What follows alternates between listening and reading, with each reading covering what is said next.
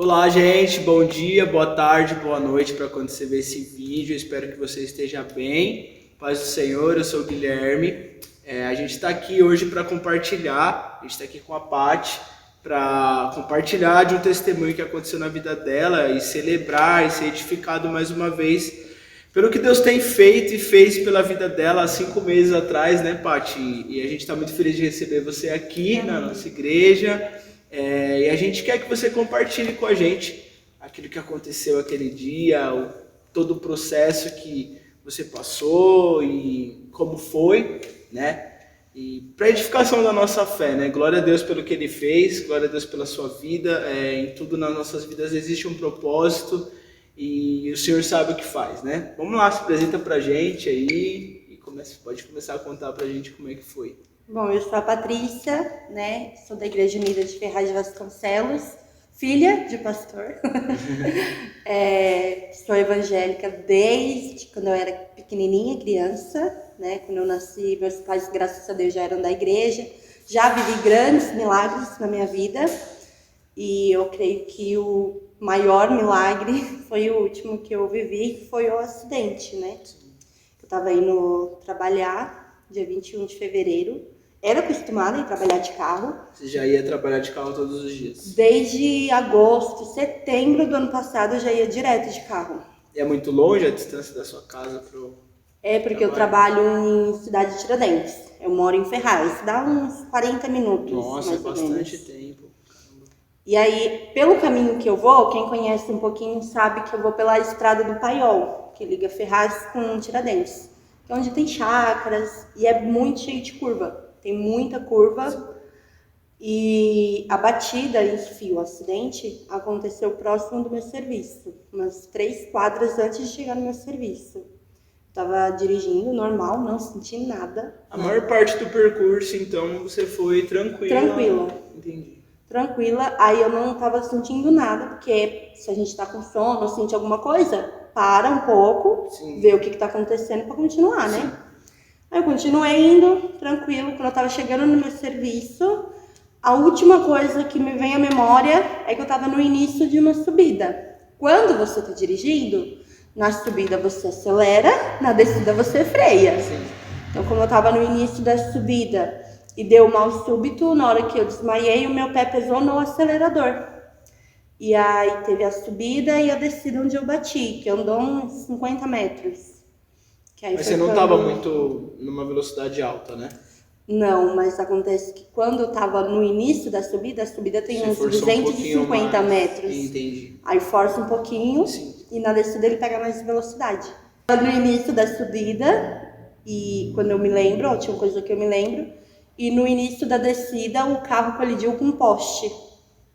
E eu não me lembro do momento da colisão, que eu estava desmaiada. Fiquei um tempo desmaiada dentro do veículo e quando me despertaram, foi próximo de uma escola, que tem uma creche também no final da rua, então tinha as mães que estavam chegando, que foram levar os filhos na escola, na creche, foi 7h10 da manhã, mais ou menos. Bem o horário que entra, né? Aí elas estavam chegando, aí uma mulher me socorreu, né? Aí falou, não, já liguei pra polícia, pro corpo de bombeiros, pra ambulância e tal.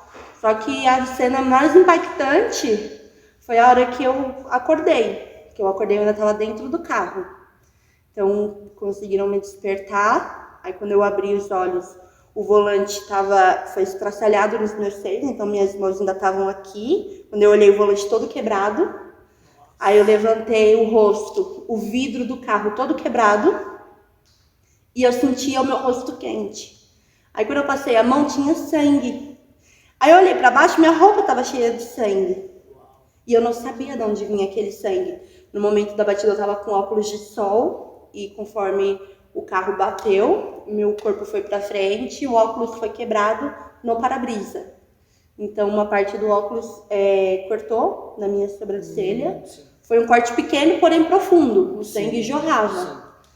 E aí quando eu olhei pro lado, eu lembro que o vidro do meu carro, do lado do motorista, ele entrou, ficou só um pedacinho para fora, o poste deitado na rua, o povo olhando para mim, tudo com cara de assustado, tudo sem saber o que fazer, E eu só conseguia sentir uma grande agonia e queria sair dali a todo custo. Com a batida, um banco que eu tava do motorista, ele descarrilhou e foi para frente, saiu do trilho. O motor do carro entrou quando o poste bateu. Então as minhas pernas foram Prensadas. Isso. Minhas pernas foram prensadas pelo motor e pelo banco. O motor de frente e o banco de trás. Eu, naquele momento, eu não senti dor. Eu senti uma angústia que eu queria sair dali o quanto antes. Eu acho que foi mais assustador por você ter desmaiado antes, né? Eu acho, né? Na verdade, eu acho mesmo, porque eu nunca passei por isso, mas eu imagino que quando você está dirigindo e você tá vendo ali que você vai acontecer alguma coisa, você vai colidir com alguma coisa, acho que você já fica desesperado, né? Então, eu acho que você tem a visão do que está acontecendo. Acho que para você foi pior, porque você nem sentiu a batida, quando você acordou já estava tudo em cima de você, aquele caos, todo mundo olhando e falando, meu, o que aconteceu? Fica calma. E eu imagino que essa agonia aí deve ter sido horrível. Atenção, grave acidente. O carro derrubou o poste, meu irmão. Olha que imagem. Só pode ser o Hamilton, nosso repórter aéreo. Direto você, Juan. Olha, Geraldo Luiz, Rua Padre Aldemar Moreira, aqui na cidade de Tiradentes, na zona leste de São Paulo, uma vítima em estado grave, depois desse grave acidente numa rua que deveria ser tranquila, viu, Geraldo Luiz? Não sei se ele estava acelerando um pouco mais ou então perdeu o controle por algum motivo. Corpo de bombeiros no local, várias viaturas da Polícia Militar e a rua está completamente interditada. E eu acabei de receber do nosso colega, o Dr. Minami, do GRAAL, o acionamento, na informação do acionamento do helicóptero Águia da Polícia Militar. Então, possivelmente, o helicóptero da Polícia Militar com o Dr. Minami e toda a equipe de paramédicos, né, de enfermeiros do Águia e também os comandantes, devem estar a caminho aqui da cidade de Tiradentes. E eu queria sair, conforme o banco foi para frente, o cinto não parou. Então o cinto ele pressionou meu pescoço, então eu não estava conseguindo respirar direito por conta do cinto, por conta da agonia que eu estava sentindo. E aí eu pensei nas minhas pernas, não conseguia mexer. Mas aí eu consegui mexer os meus dedos, falei, pronto, minhas pernas não quebraram. Sim. E aí eu comecei numa incrível agonia querendo sair dali. E eu pedi ajuda para todo mundo que olhava para mim. Eu falava, me ajuda a sair daqui. Você gritava? Gritava. Tem relatos de que os moradores do prédio do outro lado da rua acordavam com o meu grito. É crente pentecostal mesmo. E aí eu queria sair dali a todo custo. E eu não podia me mexer, porque eu não sabia se tinha quebrado coluna, o que tinha acontecido, né? E aí a moça tentava me acalmar. Não, fica calma, vai passar, o socorro já tá vindo. E eu, não, mas eu tenho que sair daqui, eu consigo andar. Naquele momento, eu não tinha percepção de que minha perna estava quebrada, de que eu poderia quebrar alguma coisa. Eu queria sair de dentro daquele carro. Só aquilo você queria, né? Aí ela tentando me acalmar, ela perguntou, você mora aqui? Aí eu falei, não, eu trabalho aqui do lado. Então você estava consciente ainda, Tava. Você só estava muito agoniada, muito... Entendi. Aí uma das senhoras que estavam lá foi até o meu serviço, avisar do acidente. Nossa. E uma outra ligou, pediu o telefone do meu pai para ligar. Aí eu passei na correria, meu pai acabou não atendendo, passei o telefone da minha mãe. Aí ela conseguiu avisar os meus pais. Foi no momento que o bombeiro chegou. Você tem noção se demorou? Na hora... Na verdade, acho que pra você pareceu uma eternidade, né? Exatamente, pra mim parecia muito tempo. Depois, até mesmo por conta do meu serviço, teve que fazer o relato do acidente, né? Que entrou como um acidente de trajeto. Sim. Acidente de serviço. E aí, no relato... que o bombeiro demorou aproximadamente do momento da batida até a chegada do bombeiro, uns 30 minutos. Uau, bastante tempo, hein? Uns 30 minutos.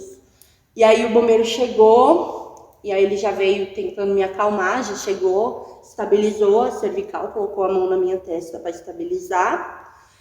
Aí ele já pediu para ir preparando a máquina de corte. Aí eu comecei a ter uma noção do que realmente tinha acontecido. Ele falou, não, vai preparando a máquina de corte que ela tá presa nas ferragens. Aí eu já fiquei, bom, não tá legal. Eu não consigo mexer minhas pernas. Eu tô presa nas ferragens. O que aconteceu? E aí um bombeiro entrou, um outro entrou pelo banco de trás para colocar o colar cervical. E aí ele falou, não, eu acho que dá pra gente quebrar o encosto do banco, cortar o cinto e puxar, porque a perna dela já tá quebrada. Aí eu falei, tá quebrada? Aí a perna dela já tá quebrada, então dá pra gente puxar pra tirar ela. Sim. Aí ele falou, vamos tentar, mas de qualquer forma já vai montando a máquina de corte. E o meu desespero na hora era assim, eu tinha plena convicção de que eu não iria morrer. Eu tinha plena convicção. No meu entendimento, Deus jamais deixaria eu acordar, ver a minha situação e morrer. Só que eu queria muito que as pessoas que eu amo estivessem perto e soubessem que eu amo. Então eu ficava falando direto. Fala pro meu pai que eu amo ele. Fala pra minha irmã que eu amo ela. Pra minha mãe, pro meu namorado.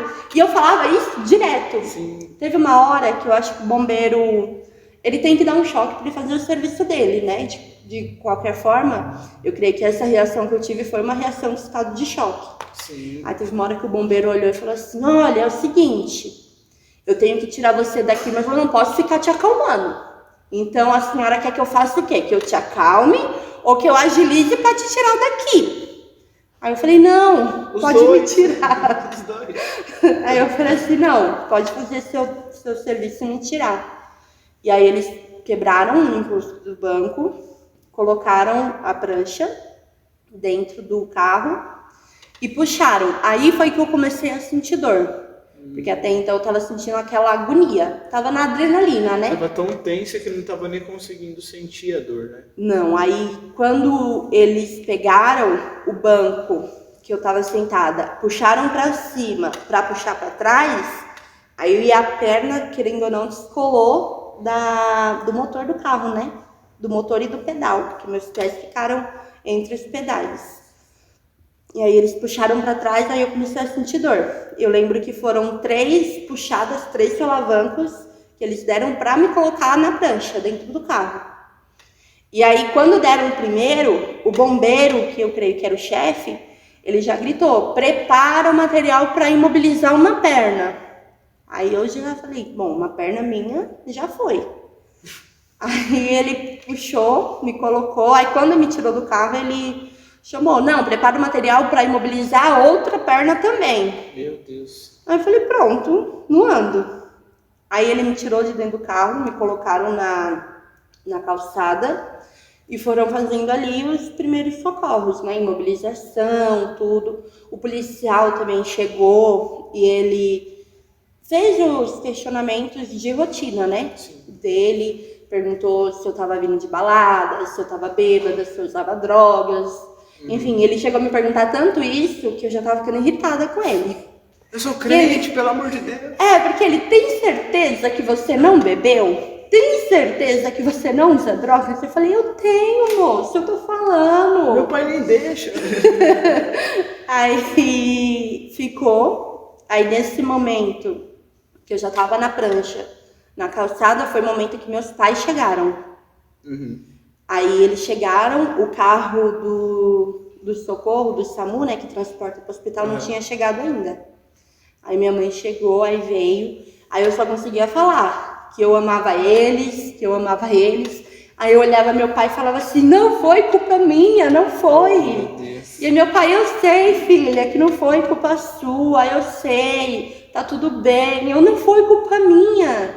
E fala pro policial que eu não bebi, mas não foi culpa minha. Pai, eu não bebi. Porque o policial insistia, né, com essa uma rotina história. de protocolo, né? E aí o SAMU chegou, aí me colocaram dentro da ambulância, aí perguntaram se eu tinha um convênio. O hospital do meu convênio é na Paulista, que é o Hospital IGESP.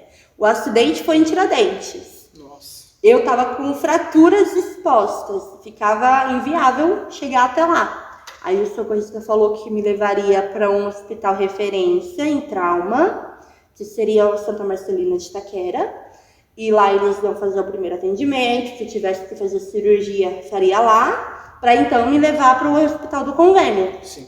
Aí a minha mãe foi comigo. Eu não lembro muito da trajetória, eu lembro que eu tenho vagas memórias. E aí eu lembro um pouquinho que eu estava dentro do transporte e eu falava para minha mãe que eu estava com muita sede, muita dor. Sim. E aí eu lembro que o socorrista falava assim, ela não pode dormir. E eu falava assim, mas eu tô com muito sono. A minha mãe, mas calma, filha, a gente já tá chegando. Só que o olho vai fechando involuntariamente, sabe? Quando você tá pegando no sono. Muito sono mesmo. E aí eu lembro que eu cheguei no hospital, aí já fui direto pra sala de emergência. Aí eu fui dos primeiros casos do dia a chegar na sala de emergência. Aí os médicos já caíram todos em cima de mim, eu não lembro muita coisa, só sei que foram me aplicando morfina durante o dia, fui fazendo... Você estava sentindo dor? Depois? Muita dor. Sério? Eles Mas já na ambulância vindo? Já na ambulância. Já na ambulância. Depois que passou o acidente, que eu já estava um pouco melhor, eu conversei com uma amiga minha do serviço, como foi próximo, algumas pessoas do meu serviço foram até o local do acidente. Sim. E ela falou assim que eu entrei na ambulância e eu gritava de dor. Ela falou assim, você lembra disso, Paty? Eu falei, não. Aí ela falou assim, você lembra quando a Pamela chegou? Que a Pamela é uma terapeuta da unidade que eu trabalho. Sim. Ela falou, não. Ela falou assim, quando você ouviu a voz da Pamela, você gritava, Pam, minha perna tá doendo, eu vou perder minha perna, eu não vou mais andar. Só que disso eu não lembro. Sim. Tem muitas coisas que aconteceram e eu não me recordo. E aí eu fui para essa sala de emergência, aí chegando lá eles fizeram os primeiros atendimentos, limpeza, tudo. Me prepararam para tirar o raio-x, tomografia, né? Fazer os exames para ver certinho e me deram morfina. Só que tava tão assim que eles me aplicavam morfina em questão de segundos, minutos, eu já não sentia mais o efeito da morfina, eu já tava com dor. Então eu gritava muito. Na minha concepção eu não gritava, eu apenas pedia ajuda. Mas os médicos chegavam e falavam assim, por que você tá gritando, Patrícia? O que foi? Tá com dor? Eu falei, tô morrendo de dor. E eu sei que eles não deixaram minha família entrar, até mesmo porque a sala que eu tava era sala de emergência. Sim. Então é restrito. E aí eu lembro que entrou uma vez a minha mãe e a minha irmã. Aí entraram as duas, me viram. Se eu me recordo bem, eu já tinha feito os exames, né? Já estava esperando a liberação para a sala, para realizar a cirurgia. Aí elas saíram, aí eu pedi para a enfermeira encostou na minha maca. Aí eu pedi para ela, falei assim, deixa meu pai entrar. Meu pai, ele é pastor, ele vai orar por mim, ele vai me acalmar um pouco. Aí ela deixou meu pai entrar. Aí meu pai entrou, fez uma oração, aliviou um pouco, né? Seu pai tava calmo? Tava. Seu pai é muito calmo, né? Meu pai, ele entende a gravidade da situação e consegue manter a calma e o foco. Eu lembro que no dia que aconteceu, teve uma reunião de obreiros à tarde. Aí no outro dia, acho que foi na segunda que aconteceu, no domingo eu tinha visto ele, e a gente se encontrou no corredor lateral da igreja, a gente se cumprimentou, deu um abraço nele, aí eu até subi e comentei com o Matheus, acho que ele estava fazendo a mídia no dia da reunião, eu falei, eu estava conversando com o pastor Ismar um pouquinho agora, eu falei, que homem calmo, né? Eu falei, por que algumas pessoas são tão calmas e outras... Mas isso, na verdade, faz a diferença num momento como esse, né? Exatamente. Ele soube manter a calma em todo momento, a todo instante. E eu fiquei naquela agonia, eu não conseguia. E teve uma hora que, para eu me sentir um pouco acolhida, porque eu sabia que a minha família estava atrás da porta. Eles estavam ali. Sim. Só que não estavam comigo do meu lado, né? É diferente. Então a minha maca ficou posicionada de frente para a porta. Então eu ainda com colar consegui virar um pouco o rosto. Aí toda vez que alguém entrava ou saía da sala, eu via meu pai. Aí ele dava um tchauzinho para mim. Porque pelo menos assim eu tinha algum contato. E dava uma tranquilizada, querendo ou não, dar uma segurança, né? Dava, porque é desesperador. É desesperador. A única coisa que eu conseguia ver deitada era aquela luz branca. Aí eu não sabia o que estavam fazendo, não sabia o que estava acontecendo ao meu redor. E o que passava na sua cabeça na hora? Que eu tinha a sensação de que eu não ia andar mais. Você só pensava nisso? Eu pensava que eu não ia andar mais e o que ocasionava para tudo aquilo. Qual era o propósito, sabe? É uma coisa que eu falo, questionar, eu não questionei. De chegar e perguntar, Deus, por que eu? Por que comigo? Por que assim? Não, mas eu tentava entender o propósito. Sim. Tipo assim, eu pensava assim, em tudo Deus tem um propósito. Sim. Qual é o propósito para com isso? Entendeu? A minha vida tava indo às mil maravilhas, digamos assim. Sim, tava tudo normal, né? Porque... Culto domingo, segunda-feira de manhã. Por que acontecer isso, sabe? Qual que é o propósito com tudo isso? E aí, eu lembro que de tanto tomar morfina no decorrer do dia, eu comecei a sentir o efeito da morfina, emocionalmente falando. Nossa, então você ficou uma parte do dia sob a base de medicamentos até ter a liberação para cirurgia? É porque a cirurgia já tinha sido liberada assim que os exames saíram. Porém, não tinha sala livre para realização. Entendi. Então, todo esse tempo você ficou à base... Exatamente. Entendi. A cirurgia foi no final do dia. O acidente foi 7 horas da manhã. Nossa. A cirurgia foi umas 4h30, 5 horas da tarde. Então, nesse período todo, eu fiquei à base de morfina. E aí, próximo da cirurgia, já tinha tomado tanta morfina, já tinha sentido tanta dor, que a minha visão começou a ficar turva. Sabe quando você olha imagens de ilusão de ótica? Sim. Que parece que a imagem está se mexendo? Sim. Eu enxergava isso. Eu enxergava triângulos coloridos se mexendo. E aí eu acho que eu fiquei tão apavorada que as enfermeiras foram lá fora e pediram para um parente entrar para tentar me acalmar. Porque se eu continuasse daquela forma, eu não ia conseguir fazer a cirurgia. E aí, como a minha irmã é enfermeira, né, até mesmo para ver o estado, conhecer um pouco, né, ela tem esse conhecimento mais formal, aí minha mãe pediu para ela entrar. Eu sabia que a minha irmã estava lá porque eu ouvia a voz dela, mas eu não conseguia ver. E aí a minha irmã pegou na minha mão, tudo, e eu tô aqui. Eu lembro que a minha irmã chorou e eu, não chora, eu tô bem. Tem até um áudio que ela gravou pro meu namorado, que eu falei, muito engraçado no áudio. Ela fala pro Marcos que ele tá aí fora. Aí eu, Marcos, você tá aí, Marcos. Parecendo dopada, sabe? E aí eu não conseguia ver nada. Na hora a minha irmã chegou até a pensar que eu tava cega. Porque o corte foi aqui rente à sobrancelha. O sangue lavou. Então eles não tinham limpado, mas não perfeitamente, né? Sim. O rosto ainda tava cheio de sangue.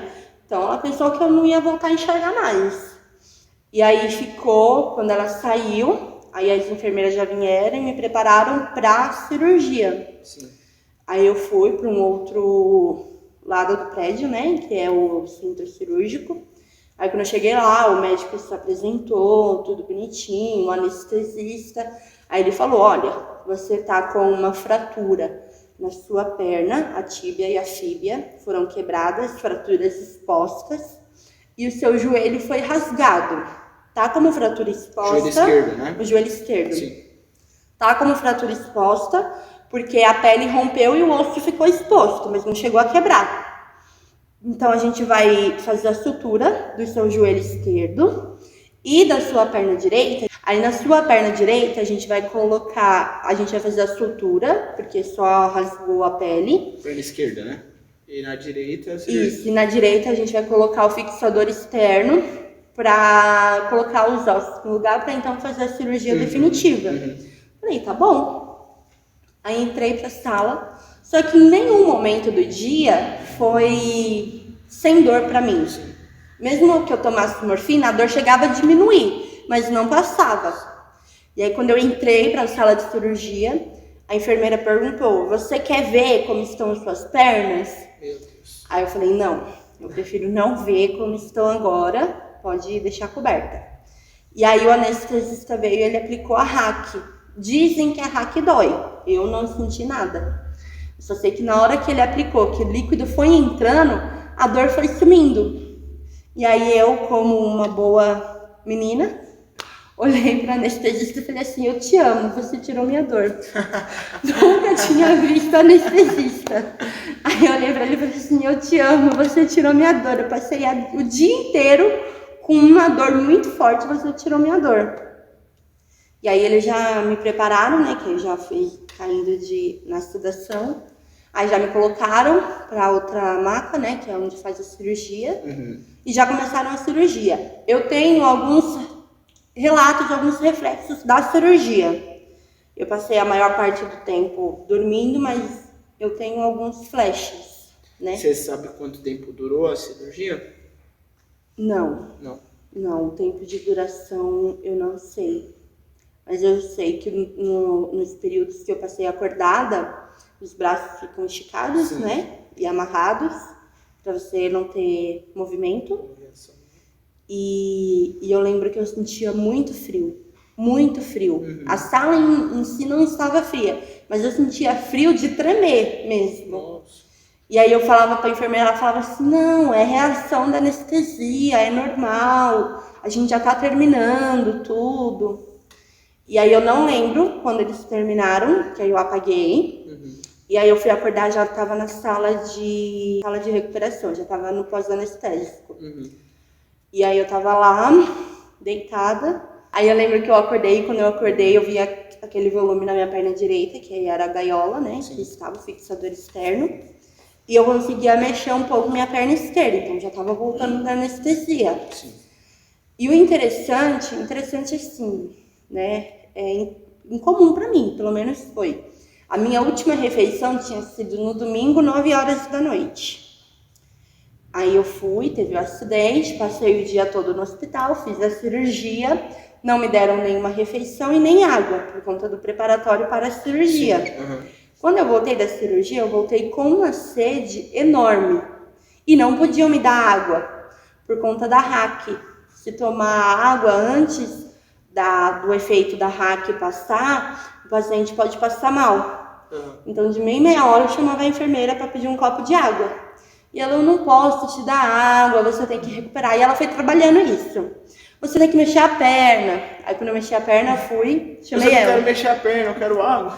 Aí ela me deu, isso já era umas 5 horas da manhã, ela me deu um dedinho de água, aí eu tomei. E nisso eu não vi ninguém da minha família, nem antes da cirurgia, nem após a cirurgia. Falaram pra mim que a minha família tinha ido embora. E eu falei assim, não, minha mãe não ia me abandonar aqui. Em algum lugar ela tá. Não, ela foi embora porque a cirurgia demorou, enfim. E aí eles pegaram e me transferiram pro quarto.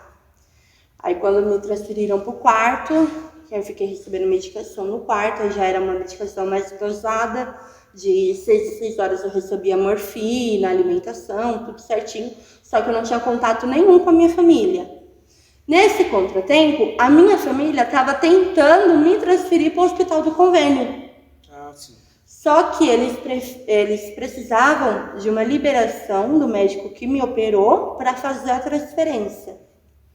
Aí, através de alguns conhecidos que a minha irmã tem, por ela ser da área de enfermagem, né? Tem alguns conhecidos, conseguiram levar o celular para mim, lá no hospital, e aí eu tive contato com a minha família, o médico veio, eu pedi para ser transferida. Enfim, o papel de transferência saiu, e aí tem que esperar a ambulância do convênio vir buscar. Nesse período, eu estava recebendo medicação e alimentação no hospital que eu estava. A ambulância chegou para me buscar, para fazer a transferência de um hospital para outro, já era 7 horas da noite. Eu deveria ter tomado a medicação para tirar a dor 6 horas da tarde. Só que o papel da minha transferência já tinha saído antes das 6 horas da tarde. Então eles não me aplicaram a medicação para dor. Então eles não aplicaram, eu já estava sentindo dor por conta do horário que já tinha dado. E eu ainda ia de ambulância, de Itaquera para Paulista. Mexe na ambulância. Né? Então, aí eu fui, aí a ambulância chegou, aí eu fui na ambulância, pediram até na época, na hora, né, pro meu namorado ir comigo dentro da ambulância pra gente ir conversando, pra tentar distrair um pouco, porque a dor é irracional. Tava constante, né?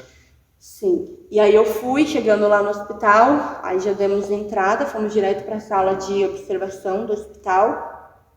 Tive que repetir todos os exames novamente, fazer todo o processo de novo e fiquei na sala de observação, eu e a minha mãe. E qual que era a minha maior preocupação quando eu cheguei no hospital? O meu plano, ele é plano de enfermaria. Ou seja, eu não tenho direito, pelo meu plano, a ter um apartamento, a ficar um quarto só para mim, com acompanhante, enfim. Enfermaria, pode ficar um acompanhante, só que é um pouco mais simples a acomodação para o acompanhante do que um apartamento. E aí eu fiquei naquela preocupação. Poxa, eu não sei quanto tempo que eu vou ficar internada, tudo, como que vai acontecer, né? Cheguei cheguei até a entrar em contato com o convênio para ver se eu conseguia mudar o plano, mas tem a parte da carência, que não tem como não cumprir. E aí a gente ficou ali, e nisso a igreja intercedendo, desde o primeiro instante, a igreja toda intercedendo em favor da minha vida.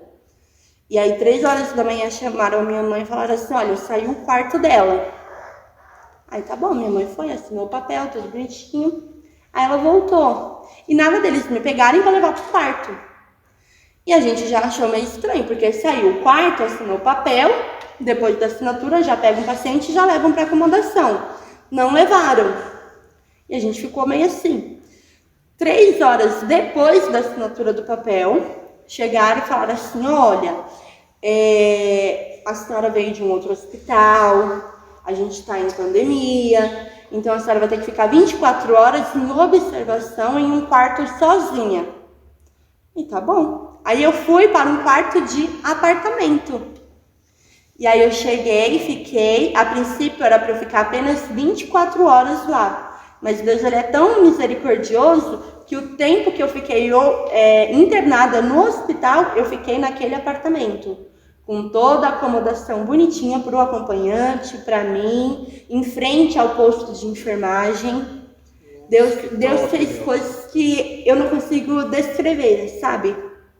E aí eu fui pro apartamento, aí fiquei lá e começaram a fazer, né, todo o acompanhamento. Aí vem a equipe de infectologia, porque eu tava com ferros, postos. E nesse decorrer, a equipe que me tratou, que é a equipe que trabalha com a minha irmã, também no hospital que a minha irmã trabalha, né? Deus ele moveu as águas de uma maneira sobrenatural. Que a minha irmã, ela trabalha em um hospital de convênio, só que não é o mesmo convênio que eu tenho. Sim. E a equipe que a minha irmã trabalha, que é a equipe de ortopedia, também era chefe da equipe do hospital que eu estava. Então, a equipe da minha irmã assumiu o meu caso. E aí eles chegaram, foram até o quarto e falaram, olha, o correto seria você ficar com essa gaiola por mais tempo. Só que a gaiola que colocaram na sua perna, ela é um modelo que a gente coloca em pessoas que vai tirar rápido. Em pessoas de mais idade, que vai tirar rápido, que tem um uso curto. Para você já não funciona muito. Então, a gente está analisando se vai fazer uma cirurgia para trocar a gaiola ou se vai fazer uma cirurgia definitiva. Falei, tá bom. Aí, no outro dia, me chega a equipe, todo dia fazendo exame de sangue, tomografia, raio-x, todos os exames eu fazia todo dia. No outro dia, a equipe ortopédica chega e fala assim, olha, na sua perna, onde teve o rasgo pela quebra dos ossos, deu infecção. E o que acontece? Eu sou uma pessoa que eu tenho um problema alérgico. Eu não posso tomar nenhum tipo de anti-inflamatório. E aí o médico chegou e falou assim, olha, você tá com uma infecção e você não pode tomar o remédio para combater essa infecção. Então o que a gente vai fazer? A gente vai tratar com antibióticos, vai esperar um prazo de 10 dias para ver como o seu organismo vai reagir, para ver se a gente libera para a cirurgia. Eu falei, meu Deus, quando que eu vou sair daqui? E nesse momento todo que veio, querendo ou não, bate uma angústia, né? Você tá ali, você não sabe o que vai acontecer. E o Senhor, ele se fez tão presente comigo que chegavam as moças para fazer a limpeza do quarto. Na hora que ela ia começar a limpeza, ela falava assim, eu não sei se você é da igreja ou não, mas Deus me falou que Satanás tem uma fúria muito grande pela tua vida. Eu posso orar por você? Falei, pode. Aí teve 2 moças que foram tirar meu sangue, Que elas tiraram, a gente conversou um pouquinho, elas foram embora. Não deu 10 minutos, ela voltou e falou assim, eu não consigo trabalhar. E o Espírito Santo falou que eu não vou trabalhar enquanto eu não fizer uma oração por você. Nossa. Eu posso orar por você? E foram assim todos os dias. Todos os dias eu estava naquele hospital, vinham pessoas, funcionários do próprio hospital, que queriam orar por mim por intermédio do Espírito Santo. Então eu me senti muito acolhida. E eu me recordo que antes, nesse processo que eu estava de tomar antibióticos para tirar a inflamação, eu estava com a minha prima, ela estava comigo como acompanhante, e aí eu olhei para a janela e aí o Espírito Santo falou para mim, falou assim, você não gosta muito da história de José? Falei, eu amo a história de José, eu acho uma história muito incrível. E aí o Espírito Santo fala assim, você entende que quando José ele foi para o Egito, ele teve que ter confiança. Ele não sabia o processo que ele passaria lá e aonde ele chegaria, mas ele teve que confiar para depois ele entender. Aí o Espírito Santo falou assim, você está no seu momento de confiar, você não está no seu momento de entender. Eu falei, amém. Naquele momento, meu coração descansou mais do que já estava, a paz veio mais do que já tinha, e eu falei, eu estou nas tuas mãos. Deus já estava provando para você, né, que ele estava cuidando de você. Sim, eu falei, Deus já sabe por que eu tô aqui, por que eu tenho que passar por isso, então, amém. E aí a gente começou a orar e interceder. Não, 10 dias é muito tempo. O médico chegou a falar isso pra gente no sábado. Quando foi na terça-feira, o médico infectologista chegou e a minha perna estava muito inchada, estava saindo muita secreção. E aí ele pegou algumas gases, colocou uma luva. E aí ele começou a apertar, na onde estava inchado. Minha mãe falou que a secreção borbulhava na hora de sair. E eu falando, doutor, tá doendo, eu tô com dor. E ele, tá bom, eu sei que você tá com dor, não tem problema não. E ele apertava. E minha mãe falou assim, que foram 2 pacotinhos de gases que ele encheu com aquela secreção que estava saindo. Ele apertou até sair o sangue puro. Quando saiu o sangue puro, ele parou e foi embora. No outro dia, fizeram o exame, eu já estava sem infecção nenhuma. Nossa. Nenhuma. E aí o médico chegou e falou assim, olha, agora você já tem a liberação para realizar a cirurgia. Falei, tá bom. E a minha mãe chegou e falou pro médico, falou, doutor, a gente tem que verificar o pé esquerdo dela. Porque o pé esquerdo, ela não tá aguentando que a gente toque, ela não tá conseguindo mexer e ele está só inchando. Você sentia que doía o pé esquerdo? Quando ele tava parado, não. Mas até a coberta, por conta de eu ter tido infecção, o ambiente do meu quarto tinha que estar mais frio. Então o ar, ele sempre tava no frio, lá pro 15, 17 graus. Sim. Então o que elas faziam? Elas colocavam uma cobertinha fina e uma manta por cima, uma mais grossinha. A grossinha eu não aguentava que encostasse no meu pé, que ela pesava e eu sentia dor. Aí ele pediu uma tomografia, fiz a tomografia. Aí quando o médico foi me falar que a cirurgia ia ser no dia seguinte, o horário tudo certinho, aí ele falou, olha, o seu dedinho também tá quebrado. A gente não é protocolo realizar a cirurgia. O protocolo seria colocar o gesso e esperar que ele retorne por ele mesmo, né? Solidifique por ele mesmo. Só que você já vai operar da sua perna direita, já vai para a mesa de cirurgia. Então a gente já vai fazer o pé esquerdo também, beleza? Eu falei, tá bom. E aí foi toda a preparação, pro outro dia fazer a cirurgia, tudo bonitinho. Aí eu desci pro centro cirúrgico, era umas 4h30, mais ou menos. E aí foi uma especialista em perna, né, para operar a perna direita, e uma especialista em pé, por conta do dedinho que estava quebrado. E aí quando a doutora Tatiana, que era especialista em pé, ela foi movimentar para falar, olha, vamos fazer um corte aqui, vai ser assim, que ela começou a mexer, começou a sentir muita dor, e ela começou a ouvir um barulhinho estranho. Aí eu fui para a sala de cirurgia. Antes de receber a sedação, ela chegou e falou assim, olha, provavelmente o seu pé tem mais ossos quebrados do que a gente conseguiu ver no raio-x. Se você autorizar, a gente já faz a cirurgia agora, tudo tranquilo. Se você não autorizar, não tem problema. Só que se tiver, você vai ter que voltar aqui para fazer a cirurgia de novo. Falei, não, pode fazer tudo. Tá tudo liberado. Aqui, né? Vamos embora. Uhum. E aí foi, eles me anestesiaram. Aí eu fiz a cirurgia. Nessa cirurgia eu não acordei em nenhum momento, não tenho nenhum reflexo da cirurgia. Aí eu acordei no pós-operatório. Aí tem que esperar a anestesia passar, tudo bonitinho, para voltar pro quarto. Uhum. Aí nesse período a doutora veio, aí falou assim, olha, é o seguinte, todos os ossinhos do seu pé esquerdo estavam quebrados. Nossa. A gente precisou colocar 5 parafusos e um fio de Kirchner no seu pé. Aí eu falei, tá bom, o importante é que ele tá aqui. Aí teve o pós-operatório, fui liberada para ir pro quarto, aí fui pro quarto. E aí começa, né? As primeiras 24 horas após a cirurgia é 24 horas de dor. Você sentiu dor nesse período do acidente até por uma vida inteira, né, Paty? Sim. Deve ter sido muito dolorido. Eu já fiz uma cirurgia ortopédica também e foi bem intenso, assim, né? Mas claro, foi menos gravidades, né? Enfim. Mas muita dor envolvida, né? É muita dor.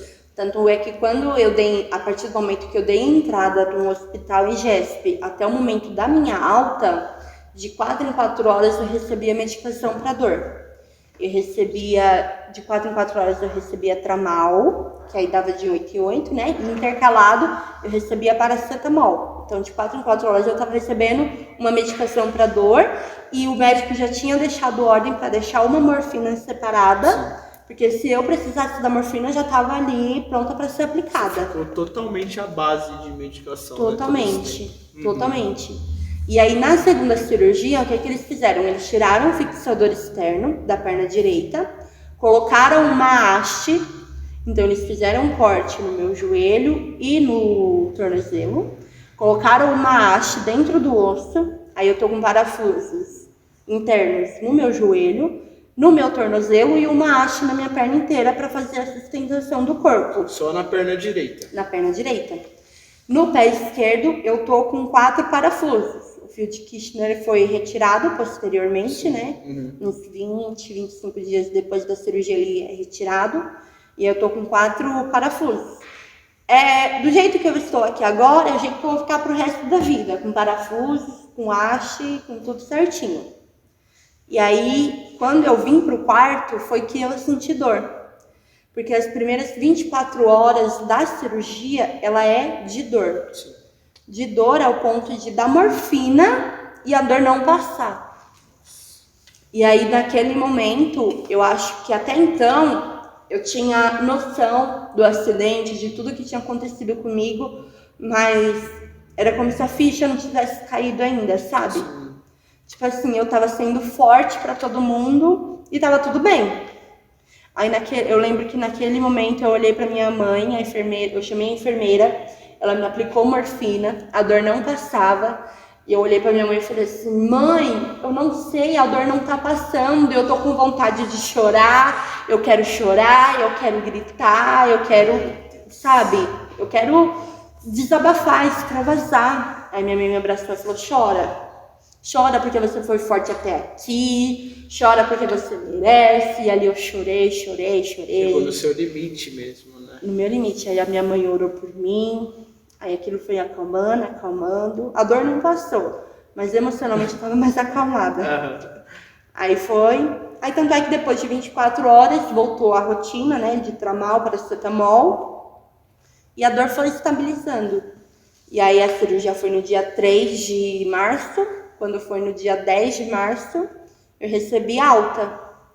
Aí eu fui para casa sem mexer, porque a minha perna, ela estava operada, estava inchada, ficava em cima de um travesseiro que ela tinha que ficar com os pés para cima para o sangue poder descer, sim, senão é perigoso dar trombose.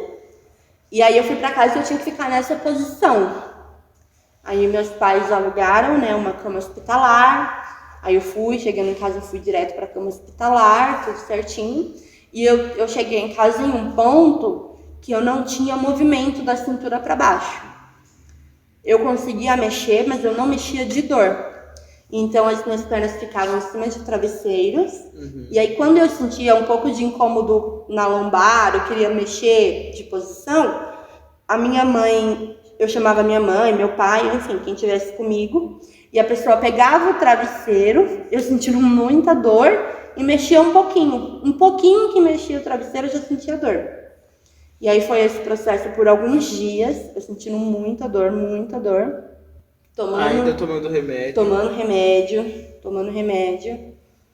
E aí eu comecei a receber, né, a visita dos irmãos em casa, recebendo oração. Eu costumo falar que eu não sabia que eu era tão querida e tão amada por Deus e pelas pessoas, sabe? Eu tenho uma outra visão de tudo. Eu falo que é muito clichê isso, né? Passei pelo vale da sombra da morte, aí voltei com uma outra visão, mas voltei. Sabe, hoje eu entendo o preço de um abraço, de uma palavra, sabe, de você estar junto com alguém que você ama e você falar assim, você é muito importante pra mim. Eu entendo o valor que isso tem hoje. Até de um momento como esse, né, a gente consegue visualizar, sentir e ver como é bom ser igreja. Sim. Como é bom ter uma família não só de sangue, mas espiritual. Sim. Porque as pessoas da igreja, na maioria das vezes, né, na ideia mais ou menos, o que a gente mais faz na igreja é basicamente final de semana, né? A gente tem uma rotina muito corrida na semana, enfim. Mas assim, são pessoas que participam da nossa vida. Exatamente. Né? A gente compartilha, a gente discipula pessoas, a gente dá aconselhamento. Então, a gente participa da vida de pessoas de uma forma que a gente não sente o peso disso. Mas num momento como esse, a pessoa está ali. Então, não só a pessoa, mas as pessoas sendo igreja, sendo a sua família, você fala, que legal isso, né? Isso enche o nosso coração de esperança, de amor, é muito legal, né? E o que foi interessante, assim, é que as pessoas iam me visitar e aí comentavam com os meus pais, quando eu tava indo embora, falavam assim, nossa, eu achei que eu ia chegar aqui e eu ia achar a Paty deprimida, chorando e tal. E eu não, minha mãe costuma falar que eu sou o inverso de todo mundo. Se eu tô nervosa, eu começo a rir. Se eu tô nervosa, eu começo a fazer palhaçada. Então as pessoas chegavam e eu começava a rir e contava histórias engraçadas e tudo. Aí as pessoas falavam assim, cara, eu cheguei aqui pra dar um apoio pra ela e eu tô saindo sendo apoiada, sabe? Eu cheguei aqui com uma outra visão. Aí eu falei assim, obviamente, eu tenho os meus momentos de tensão, de choro, de angústia, mas isso é pros de casa, né? Não é pros de fora. Sim. É diferente. E quando eu vim para casa, eu não tinha perspectiva nenhuma de quando eu voltaria a andar, de quando eu voltaria a me movimentar. Fiquei totalmente dependente. Como eu era dependente no hospital, eu fiquei em casa, usando fralda, tomando banho em cama. Eu não conseguia me mexer para nada, eu era totalmente dependente de alguém. Sim. E aí a minha irmã ficou cuidando de mim, minha mãe, né? E eu não tinha perspectiva. Os fisioterapeutas no hospital chegaram a falar para mim assim, eu conheço pessoas que sofreram acidentes igual ao seu e que hoje fazem 2 anos do acidente e eles estão começando a andar agora. Então você não se preocupe, você não vai andar nem tão cedo. E eu falei assim, mas aí eu só pensava assim, eu tô nas mãos de Deus. Se Deus falar que é daqui a 2 anos, amém. Sim. Se Deus falar que é amanhã, amém. Tô na direção do Senhor. Mas dá um apavorado na gente. Muita. Eu achava que eu não, até o final do ano, eu achava que se eu tivesse no final do ano andando de cadeira de rodas, estava bom. No meu pensamento. Sim. E aí foi. Início fazendo as consultas periódicas de acompanhamento com a médica, exames que ainda tinham que fazer. E aí eu fui melhorando. E aí o interessante era que vai muito de força de vontade. Obviamente, o Senhor ajudou, o Senhor tem um plano, mas vai do seu agir também. Sim. Nada acontece sem o seu agir. Aí eu ia na consulta e o médico falava assim, olha, agora você já pode sentar e colocar sua perna um pouquinho para fora da cama, para o sangue circulando, para ir sentindo a circulação. Você ia até o hospital nas consultas? Ou... Ia até o hospital de ambulância. Eu agendava no convênio, a ambulância me buscava e me levava. E da sua casa pra Paulista? Uhum. Nossa. A Que rolê. primeira consulta, há 15 dias após a internação, foi na Paulista. As demais foi na Sé, no centro do convênio, na Sé. Uhum. E aí o médico falava, olha, você já pode sentar com as suas pernas para fora. Fica 1, 2 minutinhos, enquanto aguentar, depois volta. Faz isso umas 3 vezes por dia. Eu falei, tá bom. Cheguei em casa, no terceiro dia que o médico disse isso, eu já tava lá, com 20 minutos, com a perna esticada. A minha perna ficava inchada, roxa. E aí o pessoal, levanta essa perna, menina. Eu, não tá doendo não, o sangue tem que circular. Quase caí na perna de dor. Oh, meu Deus. Aí eu ficava, eu queria voltar rápido, Sim. sabe? Uhum. Então se o médico falava assim, ó, tá liberada? Tá liberada. Eu fui a hora que a médica me liberou pra colocar o pé esquerdo no chão, que foi o primeiro que eu coloquei, eu fui de maca, né, até o consultório dela, lá na Sé. Aí chegou lá, ela fez os exames, tudo bonitinho. Ela falou assim, olha, a gente vai colocar a bota, ensinou como coloca, tudo certinho. Falou, quando você chegar em casa, você já pode começar a treinar, como colocar o pé no chão, que não sei o quê. E tá bom. Aí cheguei em casa, aí a maca entrou até o corredor, né, a porta da sala. Aí os bombeiros não, os enfermeiros da ambulância chegou e falou assim, vamos, a gente vai pegar o pano, que tinha um pano, né, pra me puxar da maca pra colocar na cama. Aí eu falei, não, eu já posso andar, vamos lá. Aí com a ajuda dos enfermeiros... Eu tô de boa já. Já, gente, já tô pulando. Aí com a ajuda dos enfermeiros, um de um lado, outro do outro, eu consegui colocar... Doía muito, muito. Eu consegui colocar o pé esquerdo no chão e fui pisando. Pulando de um pé só. Pulando assim, né? O maior esforço foi deles. Sim. Mas pra mim, eu tava em pé. Era o que tava valendo. Uhum. Aí eu fui, me colocaram no sofá. Pra mim, aquilo já foi uma grande vitória, uma grande conquista.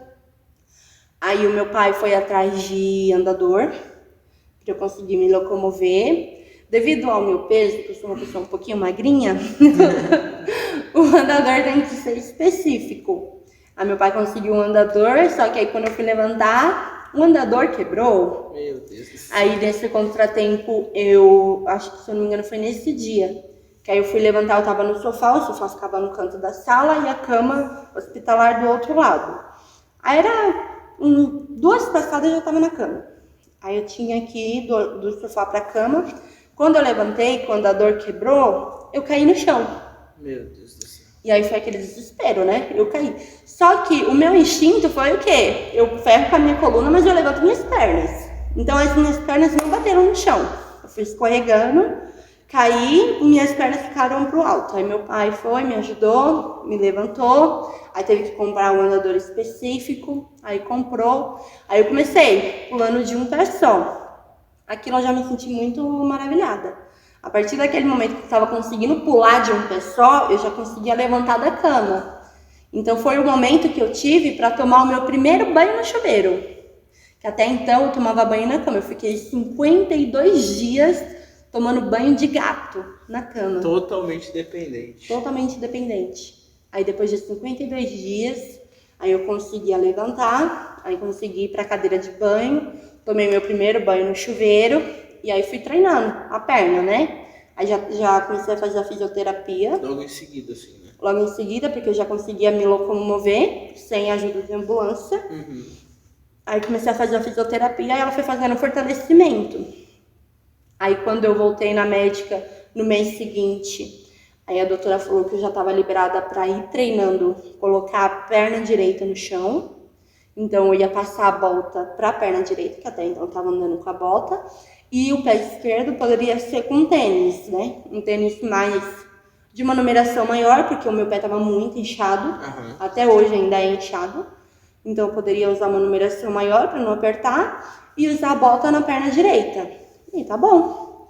Aí fui treinando. Com isso eu comecei a andar com as 2 pernas. Aí eu usava a cadeira de rodas para ir até a fisioterapia. Aí, você fazia a fisioterapia perto da sua casa? No Tatuapé.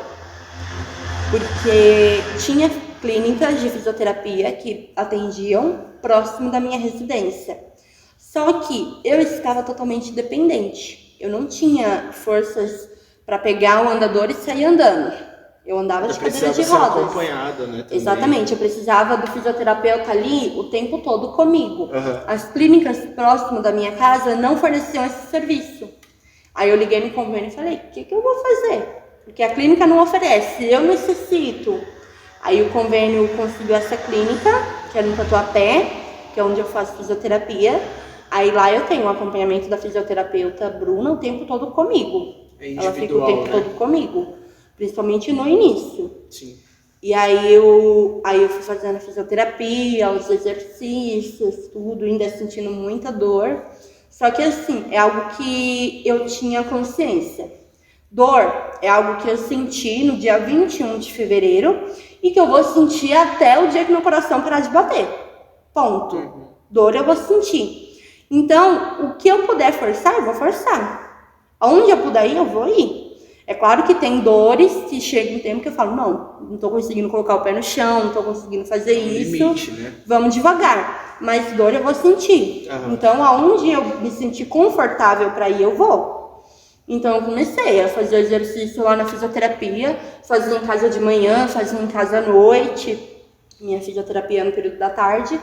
E aí fui indo, aí fui evoluindo, aí chegou o momento que eu tirei a bota da perna direita também e comecei a andar com os 2 pés com tênis. Aí eu passei em consulta, a médica falou assim, olha, agora tenta, quando você estiver em casa, assim, devagar, tenta ir sem tênis, que daí o seu pé, porque com o tênis o pé fica mais juntinho, né? Sim. Sem o tênis o pé esparrama um pouquinho mais. Sim. Ela falou, tenta ir sem tênis, para você ir se adaptando, chinelo nem pensar, não posso. Aí eu falei, tá bom. Aí fui indo, aí o fisioterapeuta começou a falar, não, talvez daqui a uns 15 dias a gente tire esse andador, vai para uma bengala, a gente começa a trabalhar equilíbrio, tudo bonitinho.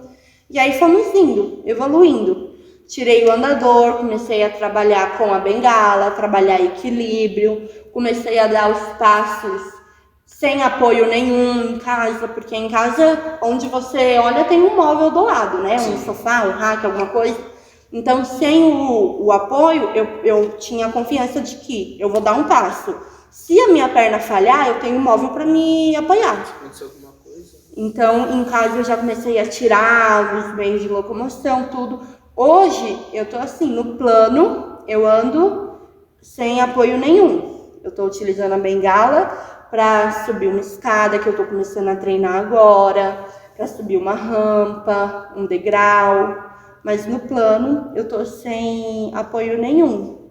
E o que é mais interessante é que eu ouvi tanto, desde o início, que eu ia passar meses em cima de uma cama, que eu ia passar meses em cima de uma cadeira de rodas, que eu ia passar meses para voltar a andar, que eu ia passar meses para subir uma escada. E apenas 5 meses depois eu já estou fazendo tudo isso que me falaram. Acho que foi um gás, né? Ah, só daqui a um tempo. Não vai ser. Eu vou provar que vai ser diferente. E por intermédio de Deus, todo mundo que chegava lá em casa, que orava por mim, falava assim, Deus, Ele tá contigo. Deus, Ele não te abandonou. Deus, Ele é contigo. Tanto é que no momento do acidente, tem um casal de pastores, amigos nossos, eles são lá da Bahia, de Santo Estevão, Bahia. E no momento do acidente, o Senhor incomodou a pastora Juscelene para ela orar, porque falou assim, Satanás está querendo a vida dela e eu tô dando um livramento. Então ora e intercede pela minha filha. Foi no momento que eu estava batendo o carro. Deus cuidou de tudo, né? Deus cuidou de tudo. Deus, ele é aquele que abriu a ferida, que Ele permitiu o acidente, mas eu não me senti abandonada e nem sozinha em nenhum momento. Glória a Deus por isso. Nos maiores momentos de angústia que eu tive o apoio da minha família, obviamente, mas eu tive também a certeza de que Deus estava ali. Sabe? Deus provou isso pra você, né? Se não era alguém que vinha orar por mim, era o próprio Espírito Santo que falava comigo. Top. era maravilhoso, maravilhoso. Palavras que eu tinha ouvido lá atrás, na minha trajetória, o Senhor via e confirmava e falava. Então eu me senti muito acolhida e amada. E eu falo assim, eu não sou merecedora desse amor de Deus. Eu não sou. Até hoje eu não consigo entender, compreender por que Deus, ele me ama dessa forma, de cuidar desse jeito, sabe? Eu, olhando pra mim, eu não me amaria dessa forma, como Deus me ama, sabe? Eu não teria esse cuidado que Deus tem no momento de fragilidade, no momento... Porque bate, no momento de fragilidade, de desespero, de... A gente é humano, né? De Acho que é uma coisa que você angústia. fala, Deus... No seu caso, né? Por exemplo, que você falou pra gente, eu não questionei, por quê? Mas, passa tanta coisa no nosso coração, a gente está tão vulnerável à situação, às emoções e sentimentos, que a gente se sente um pouco desamparado, assim, sabe? Não chegou a ponto de um questionamento no seu caso, né? Eu acho que isso até é uma maturidade de fé que está no seu coração e se manifestou nesse momento, e glória a Deus por isso. Mas o natural da coisa é tipo, Deus, por quê? Mas Deus, ele prova por A mais B que ele está ali, que ele não é surpreendido por nada, que ele não perde o controle de nada. E você ainda faz fisioterapia, Paty? Faço. Ainda faz? Faço 4 vezes por semana. Eu faço 3 vezes por parte do convênio, na clínica do Tatuapé, e 1 vez por semana por conta onde eu trabalho, na cidade de Tiradentes. Tá. Então eu faço 4 vezes por semana fisioterapia. Ainda não tenho previsão de quando eu vou sair da fisioterapia, porque assim, escada, eu tô começando a treinar agora, como subir, como descer, porque como mexeu com o tornozelo, então eu não tenho ainda totalmente essa parte de aceleração do pé. Sim. Né? Então eu tenho que treinar ainda, fortalecer. Como diz a minha mãe, o meu andar ainda tá de uma criança que tá aprendendo a andar, que não tá meio se balançando. É um processo agora, né, Paty? É um processo. Mas, graças a Deus, em tudo, até os médicos falam pra mim que a minha recuperação tá sendo além da curva, sabe? Além do normal. E aí eu falo assim, é Deus. O nome disso é Deus. É Deus, né? O nome disso Deus. é milagre, é Deus. Porque se não fosse Deus, eu não estaria aqui, porque não tem nem como dizer que eu estaria viva, porque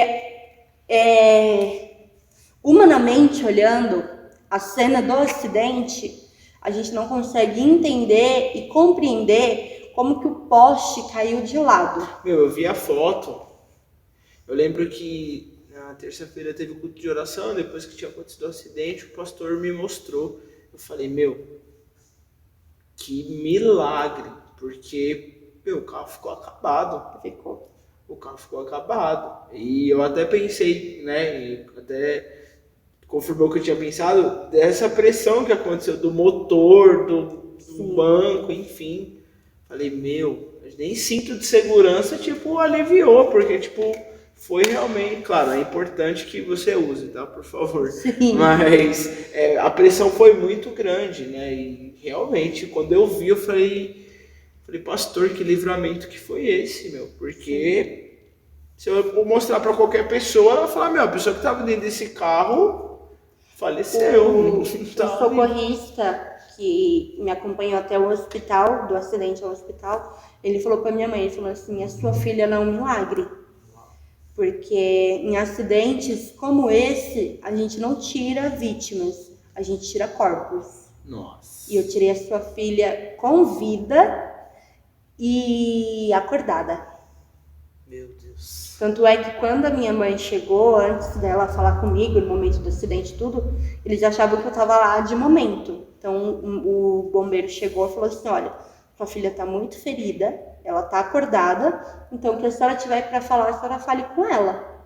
Pode ser a última vez que a senhora vai falar com ela. Então chegue e fale. Só que a gente serve um Deus que ele vai contra tudo, né? Tudo. Ele vai contra a lógica humana, contra médico, contra medicina, contra Deus tudo. adora fazer isso, né? Ele adora ir na contramão do óbvio, do natural. Porque, por exemplo, você ouviu isso de um bombeiro, o cara tá acostumado a fazer isso todos os dias da vida dele. Mas isso é um milagre, cara. Isso é a mão de Deus que ali na hora não vai acontecer. Meus anjos estão ao redor, tá, como a palavra mesmo diz, né? Eles estão acampados ao redor daqueles que o temem, né? E os livra. Então, a gente ainda não tem todas as respostas, Paty, mas esse testemunho vai edificar muitas pessoas, eu tenho certeza disso. E a gente vai viver para descobrir esse propósito. Exatamente. Se Deus quiser explicar pra gente um dia o porquê, quiser Amém. Te mostrar o porquê, a gente vai saber, né? E se não, o importante é que Deus fez o milagre, que você tá aqui Sim. e que Deus tem um propósito em tudo que Ele faz. Sim, e eu me sinto muito naquele momento que o Espírito Santo falou comigo. Eu estou como José, eu estou na parte de confiar. Então, não estou na parte de entender nada. Tem um propósito? Tem. Sim. Vai muito além do que eu posso entender? Vai. Só que agora eu tenho que confiar. Então, pronto, vamos confiar. O Senhor tem mostrado que está no controle. O Senhor tem mostrado que Ele permitiu, que Ele está agindo e que através disso o nome dEle está sendo glorificado. Sim. Tem tantas pessoas que eu conheço que chegam e falam assim, eu não consigo entender como num acidente desse você já tá andando. E eu falo, é Deus. Isso é Deus, é a explicação para tudo. Isso é Deus. É a brecha que o Espírito Santo me deu para pregar o nome dele. Sim. Para fazer o nome dele ser conhecido. Que bom, meu. Nossa, não tem nem o que falar, né? Isso edifica muito a minha fé e eu acredito que todas as pessoas que vão assistir isso, meu, elas vão ser tocadas e edificadas de uma forma absurda, porque realmente você é um milagre. Eu sou um milagre. E a gente vai viver agora para descobrir por que Deus fez isso e se Ele quiser explicar, Ele vai explicar, se Ele não quiser também. Mas é isso, Paty. Obrigado por ter compartilhado seu testemunho com a gente. Edificou muito a nossa fé. Muito, tem uma equipe aqui no backstage que acho que tá todo mundo bem emocionado, assim, bem edificado com tudo isso. E muito obrigado por ter vindo, por ter compartilhado isso com a nossa família espiritual da Unida. Eu acredito que isso vai encontrar o coração de muitas pessoas e vai edificar muitas pessoas, porque o seu milagre não é o primeiro. Nós somos uma igreja que tem vivido milagres da parte do Senhor em todos esses tempos e a prova de tudo isso é que Deus é conosco, né? Obrigado por ter compartilhado seu testemunho com a gente, com a nossa família. E é isso, muito obrigado. Eu que agradeço pela oportunidade de estar aqui, de poder relatar meu testemunho, os milagres que eu tenho vivido e as experiências. Acho que isso me edifica e edifica a todos. Sim. Paty, obrigado. Gente, esse é o testemunho da Paty, tá? Se você puder, compartilha esse vídeo com alguém, manda esse vídeo para alguém. Escuta esse testemunho aqui, olha o que Deus fez na vida dessa jovem. Manda para essa pessoa. Talvez você vai mandar para uma pessoa que está precisando, para uma pessoa que precisa que a sua fé seja edificada. Então se inscreve no nosso canal aqui, ativa o sininho para você receber as notificações dos cultos, do que está rolando na nossa igreja. E muito obrigado por ter ficado até aqui com a gente. Esse é o testemunho da Paty, manda para alguém. Deus te abençoe. Tamo junto. Valeu!